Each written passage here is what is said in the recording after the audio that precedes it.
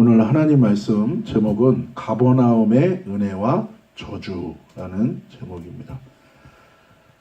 마가복음 1장 21절에서 22절까지 말씀 한 목소리로 같이 읽겠습니다. 시작. 저희가 가버나움에 들어가니라. 예수께서 곧 안식일에 회당에 들어가 가르치심에 무사람이 그의 교훈에 놀라니 이는 그 가르치시는 것이 권세 있는 자와 같고 서기관들과 같지 아니함일러라. 아멘. 예수님이 이 앞구절에 보면 이제 제자들을 선택하십니다. 갈릴리에서 부르셨죠. 그래서 이제 그 제자들과 가버나움에 들어가는 거예요. 이 장면을 보면 이 가버나움이 이제 예수님의 사역의 초기 사역의 첫 번째 이 사역의 장인 거예요. 그 가버나움에 예수님이 들어가세요. 특별히 어떤 사역으로부터 시작하시는가? 안식일에 회당에 들어가서 가르치십니다. 하나님의 말씀을 전하는 것으로 예수님의 사역이 시작되는 거예요. 22절에 보면 모든 사람이 예수님의 가르침과 교훈에 깜짝 놀랐다고 얘기합니다. 한 사람도 빠짐없이 예수님의 그 가르침에 놀란 거예요. 다른 말로 하면 은혜 받은 거죠. 그 이유가 뭔가? 이는 그 가르치시는 것이 권세 있는 자와 같다. 다른 말로 하면 뭐예요? 그 가르침에 뭐가 있다는 거예요? 권세가 있다는 거예요. 파워가 있고 거기에 권위가 있다는 거예요. 당연하죠. 하나님이신 예수님이 전하시는 거니까요. 말씀이신 그분이 그분에 대하여 증거하시는 것이니까요. 진리이신 그분이 자신의 진리에 대해 증거하시는 것이니까요.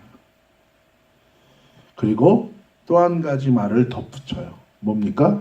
서기관들과 같지 아니함이라. 서기관들은 누굽니까? 당시에 말씀을 연구하고 풀고 해석했던 사람들. 그들의 해석과는 다른 거예요. 그들의 관점과는 다른 거예요. 왜요? 이 서기관들은 하나님의 말씀을 연구하는 자들이었지만 이들은 철저하게 인간적인 시각과 인간적인 오피니언에 사로잡힌 자들이었어요. 오늘날의 신학의 문제점은 무엇입니까?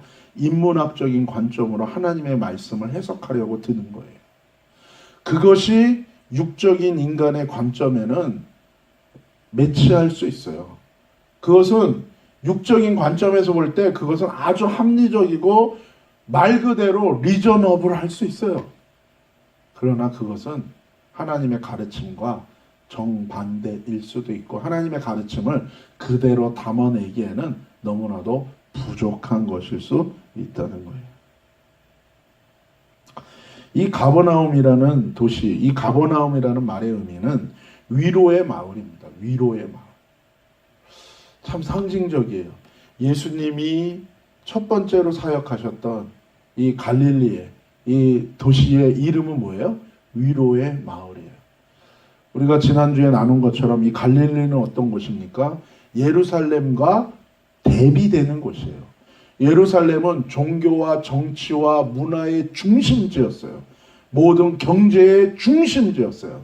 반해서 이 갈릴리는 낮고 천한, 그래서 예수님이 등장하셨을 때 예루살렘에 있는 종교 지도자들이 뭐라고 비아냥거립니까?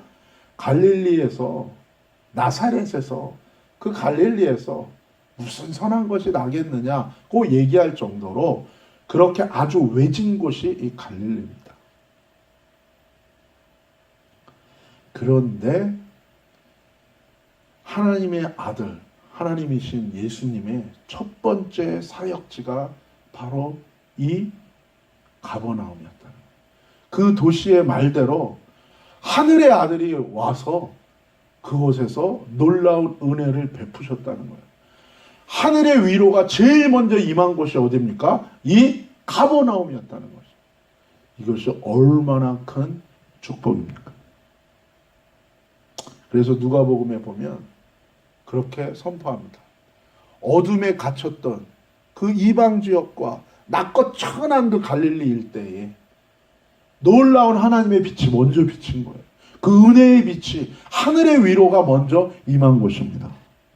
바라기는 저와 여러분의 인생 가운데서도 이 하늘의 위로가 임하는 은혜를 누리시기를 예수님의 이름으로 축복합니다. 이 가버나움에서 예수님은 5 제자를 또 부르십니다. 그리고 이 가버나움은 특별히 예수님이 놀라운 이적과 기사를 많이 행하셨습니다. 우리가 잘 아는 로마 백부장의 그 종을 치유하신 곳도 이곳입니다. 베드로 장모의 열병이 떠나가는 기적이 일어난 곳도 이곳이고, 또 4명이서 이 중풍병자 들린 자를 데려와서 지붕을 뚫고 내려서 치유를 받은 곳도 이곳이에요. 예수님은 여기서 이 가버나움에서 많은 이적과 기사를 행하셨어요. 치유의 사역을 행하신 거예요. 그래서 놀라운 일들이 많아요. 문둥병자를 고치셨습니다. 중풍병으로 누운 종을 낫게 하시고, 회당장의 죽은 딸도 살리셨어요. 죽은 자를 살리는 기적까지 베푼 곳이 어디입니까? 이 가버나움이었어요. 혈류증을 앓는 여인을 치유하신 곳이고, 이 의사 저 의사 다녔지만 날 수 없었던 그 병, 그러나 주님은 치유하시는 줄로 믿습니다. 여러분, 희귀병, 어떤 병이라 할지라도, 어떤 암이든 뭐든 어떤 희귀병이라 할지라도 현대의학으로 고칠 수 없는 병, 그러나 주님은 고치시는 줄로 믿습니다. 왜요? 그분이 창조주니까요. 그분이 창조주예요. 그래서 그분이 못 고칠 병이 없는 거예요. 그것은 지금도 유효한 거예요. 주님은 고치십니다. 반드시 고치십니다. 그런데 여기서 그런 기적을 많이 행하신 거예요. 또 이 맹인의 눈먼 자의 눈을 뜨게 하셨어요. 나면서부터 눈먼 자, 전혀 볼 수 없었던 사람들의 눈을 뜨게 하시는 기적을 일으키신 곳도 이곳이었고, 손이 오그라들여서 필 수 없는 사람의 손을 피는 치유의 능력도 이곳에서 주님이 행하신 거죠.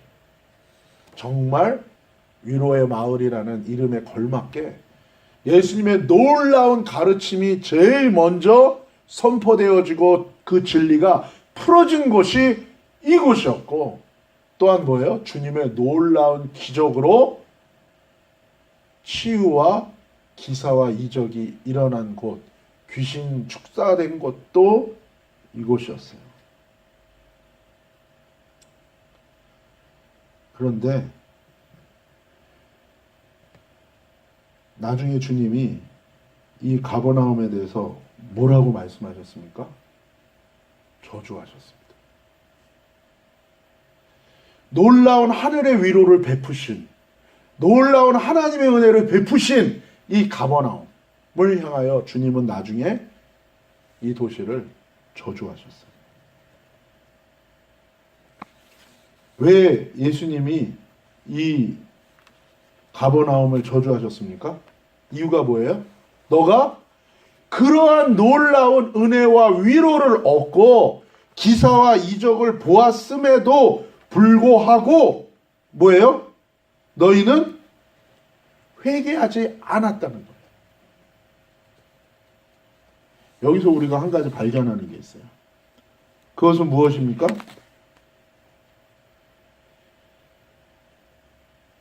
하나님이, 예수님이 누구를 저주하는가? 누구를 저주합니까? 은혜를 받고도 위로를 얻고도 회개하지 않는 자들을 저주하신다. 저와 여러분이 회개함으로 주님의 이 저주 가운데 들어가지 않기를 예수님의 이름으로 축복합니다. 회개하지 않았다는 거예요. 마태복음 11장 20절에 보면 그렇게 얘기하세요. 예수께서 권능을 가장 많이 베푸신 고을들이 회개치 아니함으로 그때에 책망하시되 가버나움아 고라시나 벳세다야 너가 하늘까지 높아지려고 하느냐? 너가 저 음부까지 낮아지리라.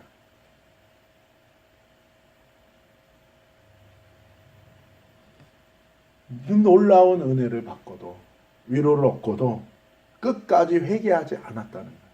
마태복음 7장에 얘기한 것처럼 주여 주여 하는 자마다 다 천국에 가지 않는다는 거예요. 그 이유가 뭐예요? 그들은 불법을 행한 자라는 거예요. 어떤 불법이에요? 그들이 주님의 이름으로 권능을 행하고 주님의 이름으로 병고침의 은혜를 얻고 주님의 이름으로 축사의 은혜를 얻고 주님의 이름으로 그들이 놀라운 하나님의 말씀을 받았음에도 불구하고 그들은 여전히 회개하지 않은 거예요. 여전히 자기가 자기 인생의 주인인 거예요. 그랬을 때 그들은 불법을 행하는 자여 주님이 마지막에 심판하신다는 거예요.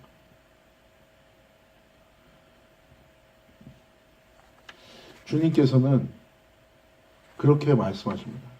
너희에게 행한 모든, 마태복음 11장에 또 이렇게 얘기하세요. 21절에 화 있을진저 고라시나 화가 있을진저 벳세다야 너희에게 행한 모든 권능을 두로와 시돈에서 행했다면, 이방 땅에서 하나님 모르는 땅에서 행했다면 저희가 벌써 베옷을 입고 제에 앉아 회개하였으리라.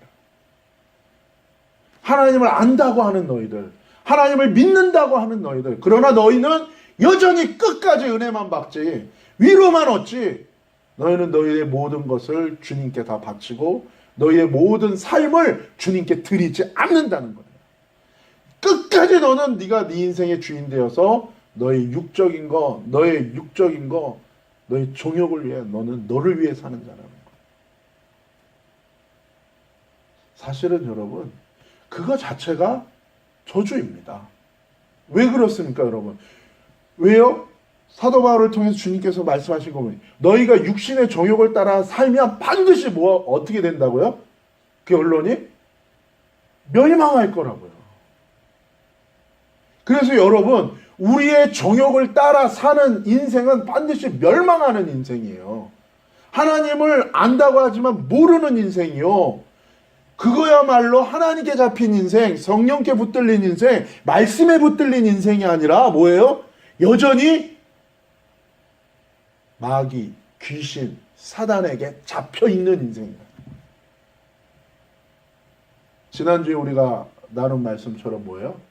깨닫지도 못하는데 막, 유다서의 말씀처럼 깨닫지도 못하는데 막 주장하고 본능을 따라 사는 짐승처럼 산다는 거예요.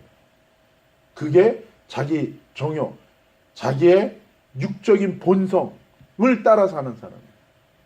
이 사람은 성령에 사로잡히지 않았어 그래요. 그러니 자기로부터 나오는 생각과 자기로부터 나오는 이 육적인 것들을, 육체의 일들을 감당하지를 못하는 거예요. 그러니까 항상 거기에 딸려가는 거예요. 딸려가는 거예요. 영의 일을 생각지 못해요.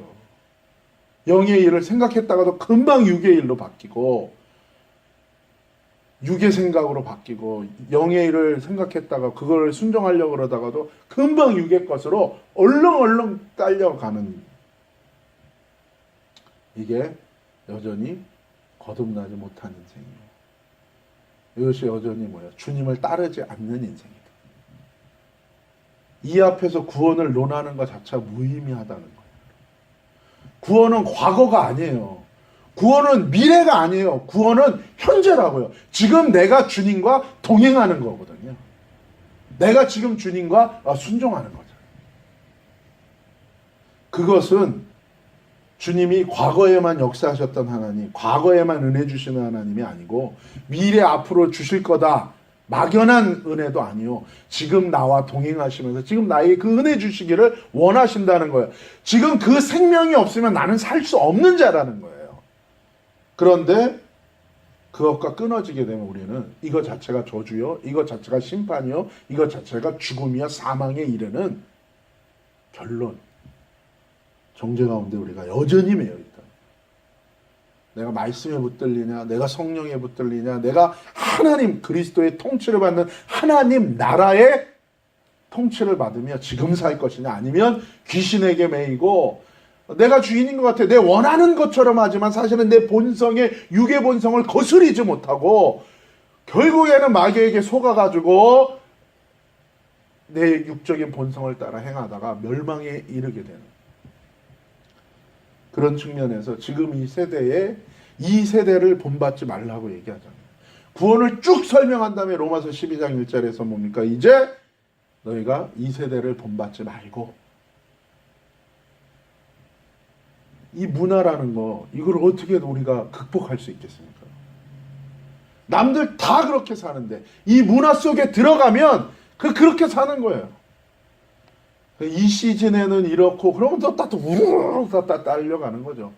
그게 여러분 쉽지 않잖아요. 그렇죠? 이 분위기라는 거가 있고 그 분위기에 막 울적해지고 그 분위기에 막 업되고 그 분위기에 막 산만하고 그 분위기에 막 들뜨고 그 분위기에 막 또 가라앉고, 이게 다 육적인 거예요. 그러면 우리는 항상 방황하는 거죠. 그러지 않기 위해서는 기도해야 되는 거예요. 기도해야 되는 거예요. 그래서 말씀을 봐야 됩니다. 그리고 그 말씀대로 순종하기 위하여 정말 모든 것을 걸고 몸부림쳐야 되는 거예요. 이 가버나움은 그런 은혜와 그런 위로가 임했는데, 그런 기사와 이적과 병고침과 놀라운 기적을 하나님이 그렇게 베푸셨음에도 불구하고, 물론 그 은혜를 입은 사람들은 또 주님께로 돌아왔겠죠. 근데 옆에서 그것을 봤음에도 불구하고 여전히 회개하지 않은 수많은 사람들, 그들을 향하여 주님이 저주하십니다. 완전히 너희의 이 터가 무너질 거라고 그렇게 예수님이 저주하셨어요. 마태복음 11장 23절에 주님께서 너에게 화가 있을 거라고 예언하셨어요.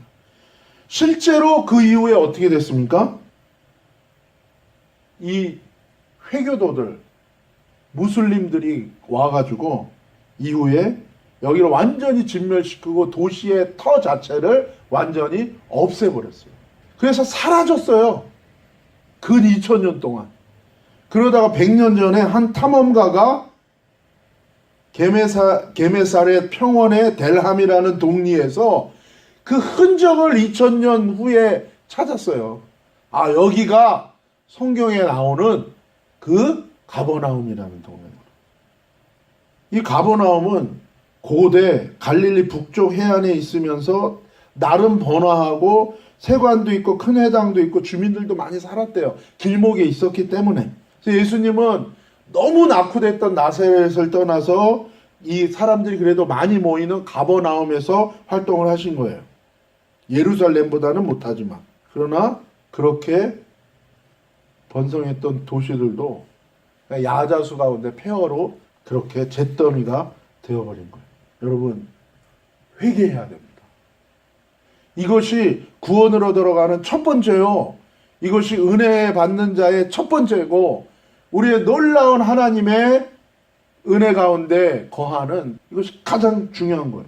가버나움은 은혜 받았지만 저주받은 거예요. 가버나움의 은혜와 위로와 저주는 곧 나를 향한 은혜와 저주를 의미하는 것이기도 하다는 거예요. 요한계시록 2장 21절에 이렇게 말씀하세요. 또 내가 그에게 회개할 기회를 주었으되 그 음행을 회개하고자 아니하는다. 이 음행이 무엇입니까? 세상을 향하는 마음. 하나님과 붙지 않고 하나님 외에 다른 것에 사로잡힌 마음을 회개하지 않는다는 거예요. 우리 안에 그 고집이 있는 거예요. 여러분, 그것이 단순한 나의 오피니언이 아니요, 그것이 내 마음 속에 있는 아주 지독한 육적인 고집일 수 있다는 거예요. 주님은 회개할 기회를 주는데 그 음행을 회개하고자 하지 않는다는 거예요. 계시록 2장 5절에는 이렇게 얘기하세요. 그러므로 어디서 떨어진 것을 생각하고 회개하여 처음 행위를 가지라. 만일 그리하지 아니하고 회개치 아니하면 내게 임하여 내 촛대를 그 자리에서 옮기리라. 에베소서 교회를 향해서 말한 거죠. 첫사랑. 이런 분들이 많아요. 은혜 받고 거듭났을 때 이 주님을 향한 이 처음 행위, 순종하고 주님이 다였던, 모든 거였던, 우선순위였던, 이거 잊어버린 거예요. 타락은 무엇입니까? 우선순위가 바뀌는 거예요. 예수님이 처음이 아니고, 예수님이 모든 게 아니고, 모든 최종이 아니고, 예수님 외에 다른, 예수님 그 우선순위에 밀리는 거예요. 요한계시록 9장 20절, 21절에 보면 또 그 살인과 복술과 음행과 도둑질을 회개치 아니하더라. 미워하고 그리고 점치고 음행을 하고 도둑질하는 이것을 회개치 아니하더라. 요한계시록 3장 19절 물은 내가 사랑하는 자를 책망하여 징계하노니 그러므로 내가 열심을 나라 회개하라. 주님이 어떻게 하신다고요? 사랑하는 자를 책망하여 징계한대요. 왜 그렇습니까? 저주받아 멸망당하지 않게 하기 위해서 주님이 어떻게 하신다고요? 책망하고 징계한다는. 히브리서에서는 뭐라고 얘기해요? 하나님의 징계와 책망이 없다면, 죄 짓고 하는데도 하나님의 책망과 징계가 없다면 괜찮구나가 아니라 뭐예요? 두려워하라는 거예요. 왜요? 혹시 너가 하나님의 자녀가 아닐 수도 있다. 하나님이 너를 버린 증거일 수도 있다. 라고 얘기하는 거예요. 책망하여 징계를 받을 때 낙담하지 말라는 거예요. 그렇죠. 우리가 흔히 뭐라 그래요? 코가 빠진다 그러잖아요. 입이 빠진다. 코가 빠진다. 낙담하고 실망하는 게 아니라 오히려 열심을 내고 회개하라는 거예요. 책망하고 징계하시는 주님의 마음을 알라는 거예요. 너가 저주받아 멸망하기를 원하지 않기 때문에 주님께서 책망하여 징계하고 그 죄에서 돌이키게 하기 위하여 주님이 그렇게 책망과 징계하시는 것을 알고 너는 열심을 내어 회개하라는 거예요. 요한계시록 16장 11절에 보면 짐승의 표를 받고 결국에 주님 앞에 배도한 자들, 이 짐승의 표라는 것은 여러분 단순히 이 짐승의 표를 받았기 때문에 타락한 게 아니에요. 그 본문에 보면 뭐라고 얘기해요? 누가 짐승의 표를 받는다고요? 우상 숭배하는 자들이 짐승의 표를 받는다고 얘기해요. 즉 뭐가 먼저 있는 거예요? 우상 숭배가 있는 거예요. 마지막 때 우상 숭배는 만몬의 신이요, 마지막 때 우상 숭배는 자기가 신인 거죠. 이 우상 숭배를 멈추지 않으면 그 표를 받게 되어 있다는 거예요. 결국 그런 자들이 아픈 것과 종기로 인하여, 그 표를 받은 자들에게 이런 증상이 일어나는 거예요. 아픈 것과 종기로 인하여 회개하는 게 아니라 뭐예요? 하늘의 하나님을 회방하고 저희 행위를 회개치 아니하더라. 요한계시록 2장 16절 그러므로 회개하라. 그리하지 아니하면 내가 내게 속히 임하여 내 입의 검으로 그들과 싸우리라. 여러분 회개하지 않으면 결국 하나님의 말씀으로 우리가 심판받게 되어 있습니다. 히브리서 6장 1절에 이렇게 얘기하십니다.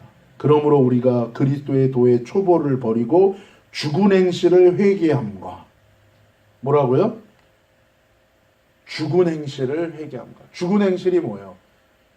앞으로 멸망받을 그렇게 육적인 본성을 따라 사는 삶의 모든 것들을 버리라는 거예요. 이 문화에 의해서 완전히 꽉 붙들려 있고 우리의 생각과 관심과 모든 초점을 빼앗는 것들로부터 우리가 나오라는 거예요. 그래서 뭐라고 얘기합니까? 계시록에 너가 그 바벨론에서 나오라는 거예요. 그 미혹의 성, 그 배도의 그 자리에서 너는 나오라는 거예요. 베드로후서 3장 9절 주의 약속은 어떤 이에 더디다고 생각하는 것 같이 더딘 것이 아니라 오직 너희를 대하여 오래 참으사 아무도 멸망치 않고 다 회개하기에 이르기를 원하시느니라. 하나님께서 회개하기를 원하시는 거예요. 그래서 주님께서 참고 기다리시는 거예요. 그 시간을 이렇게 살아도 되나 보다라고 낭비하고 그냥 보내야 될 시간이 아니라 그 시간은 무엇입니까? 회개하고 돌이켜야 될 시간이라는 거예요. 히브리서 6장 6절에 뭐라고 얘기합니까? 타락한 자들은 다시 새롭게 하여 회개케 할 수 없나니 이는 자기가 하나님의 아들을 다시 십자가에 못 박아 현저히 욕을 보임이라. 주님의 은혜를 받고도 결국엔 뭐예요? 회개하지 않고 타락하여 주님을 배도한 자들은 새롭게 하여 회개케 할 수 없대요. 하나님의 아들을 다시 십자가에 못 박고 현저히 욕을 보였다는 거예요. 그러면서 히브리서 12장 17절에도 뭐라고 얘기하십니까? 너희 아는 바와 같이 저가 그 후에 축복을 기업으로 받으려고 눈물을 흘리며 구하되 버림바가 되어 회개할 기회를 얻지 못하였느니라. 에서죠.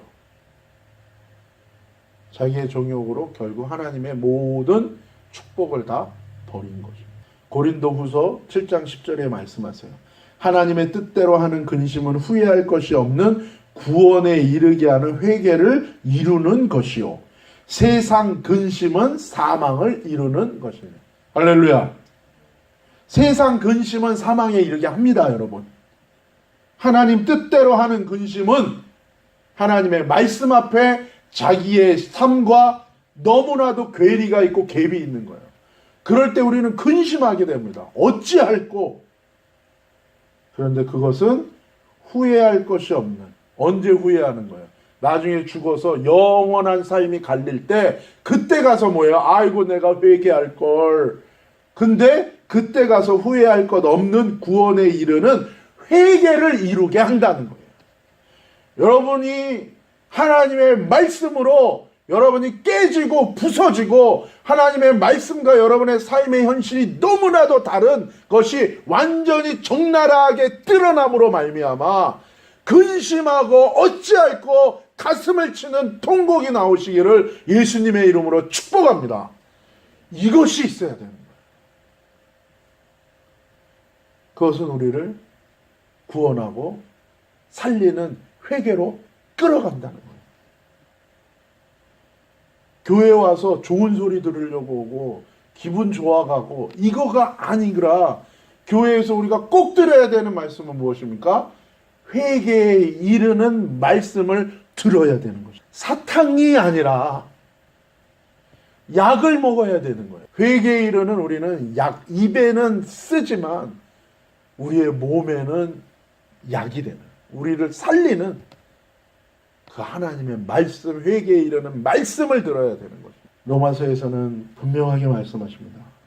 로마서 2장 4절에 혹 내가 하나님의 인자하심이 너를 인도하여 회개케 하심을 알지 못하여. 여러분 우리가 이거 알지 못하면 안 되는 거예요. 하나님이 인자하심으로 우리를 인도하여 어디로 가게 하신다고요? 회개하게 하신다고요. 하나님의 인자하심은 다른 말로 하면 하나님께서 이렇게 가버나움에 은혜를 주시고 하나님께서 이렇게 위로를 주신 것은 그들로 하여금 회개케 하기 위함이라는 거예요. 이제는 죄에서 떠나고 이제는 자기가 주인 된 자리에서 예수님을 주인으로 모시고 이제는 철저하게 세상을 구하며 살고 세상의 즐거움과 향락과 쾌락을 구하면서 자기 즐거움만을 쫓던 삶에서 완전히 돌이켜 주님을 위하여 살라는 거예요. 그래서 하나님이 은혜 주신 건데 은혜 받고 너무 여유로운 거예요. 은혜 받고 너무 자기가 정리하고 안심하고 무사태평인 거예요. 그것은 곧 뭐라고요? 그의 인자하심과 용납하심과 길이 참으심의 풍성함을 멸시하는 거라는 거예요. 마태복음에 예수님이 말씀하신 거예요. 외식하는 자들이 받는 율에 처하지 않으리라. 그게 뭐예요? 외식하는 자들이 받는 정죄, 심판이 있다는 거예요. 그게 무슨 뜻입니까? 외식하는 자가 누굽니까? 하나님의 은혜를 다 받고도 뭐예요? 예수님을 따라가지 않는 거예요. 예수님을 믿는데, 예수님을 사랑하는데 예수님의 말씀은 간과하는 거예요. 지나간다고 표현하거든요. 예수님의 말씀은 간과하는 사람. 감상적 믿음이 있어요. 주님을 사랑하고 주님을 믿으시는데 주님의 말씀은 패스예요. 주님의 말씀은 간과해요. 주님의 말씀은 그냥 지나가요. 무시해요. 그게 외식하는 자예요. 그들이 받는 심판이 있대요. 정말로 이 새해에 저와 여러분이 우리의 삶의 우선순위를 명확히 정해야 될 줄로 믿습니다. 이 속에서 우리가 무슨 힘으로 이길 수 있겠습니까? 머릿속으로 아는 지식으로 이길 수 없습니다. 저와 여러분 기도해야 됩니다. 저와 여러분 말씀 봐야 됩니다. 그리고 그 말씀을 붙들고 몸부림쳐야 됩니다. 그거 외에는 우리가 이길 수 없어요. 그러나 주님이 약속하세요. 분명히 주님의 가르치심은 권세가 있다는 거예요. 능력이 있고 권위가 있어요. 인간들이 가르치는 어떤 가르침하고는 완전히 다른 거예요. 여기 우리의 소망이 있는 거예요. 무슨 얘기입니까? 주님을 붙들고 주님께 나아가고 주님께 모든 것을 걸고 주님께 구하는 자는 하나님 나라의 능력과 그 권위가 그 인생 가운데 드러나게 될 거라는 거예요. 할렐루야.